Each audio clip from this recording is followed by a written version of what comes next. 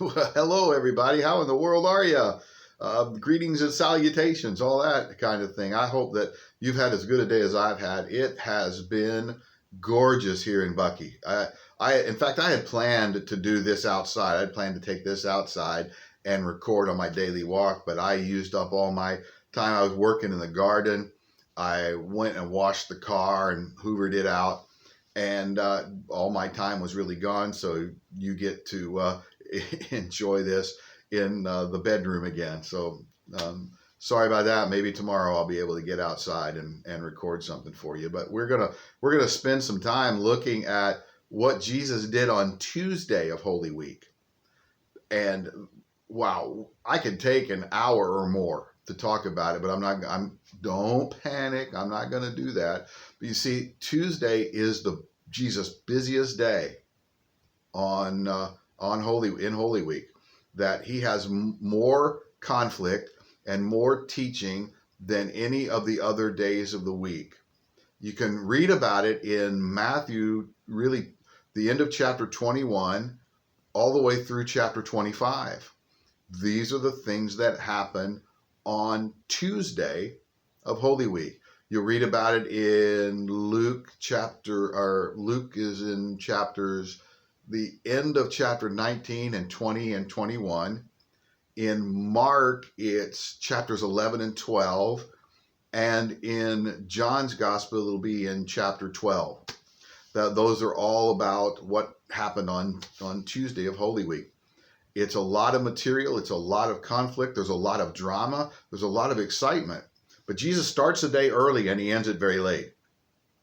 When he gets up early, he and his disciples are walking back from Bethany into Jerusalem, and they pass by the fig tree that he had cursed the day before. And the disciples are amazed because it has already dried up from the roots up. I mean, it is dead.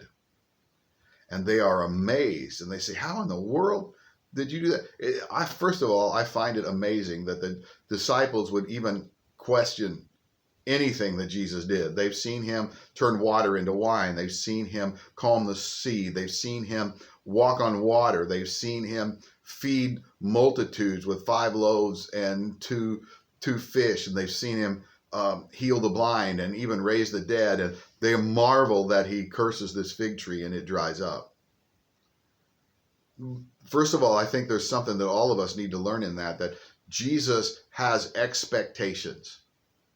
Just like he expected that this fruit tree would be bearing fruit in the spring.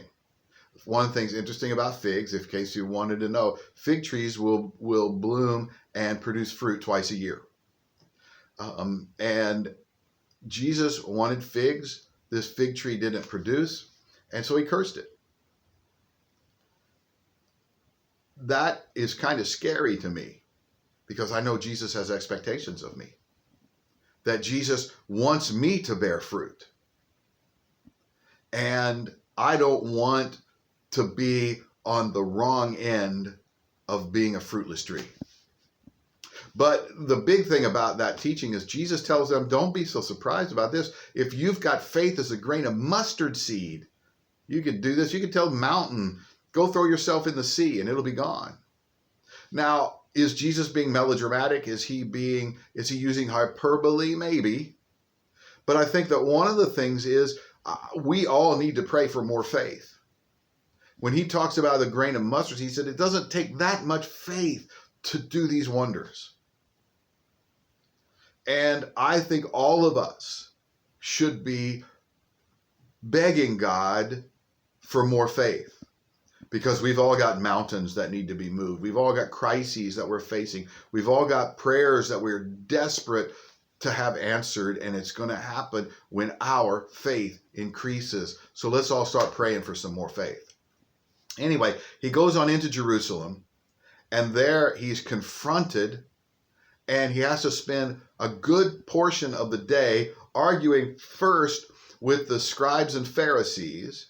They start questioning his authority, and he has to preach a sermon to them, and he gives them all these woes that are in chapter 23 of Matthew's gospel that are pretty impressive. He curses them in a way. He gets onto them just like he had done the fig tree. that he reminds them of what scoundrels they really are, that he knows what's in their hearts. And so once he was done with them, then the Sadducees take over, and they question him about the resurrection, and he deals with them.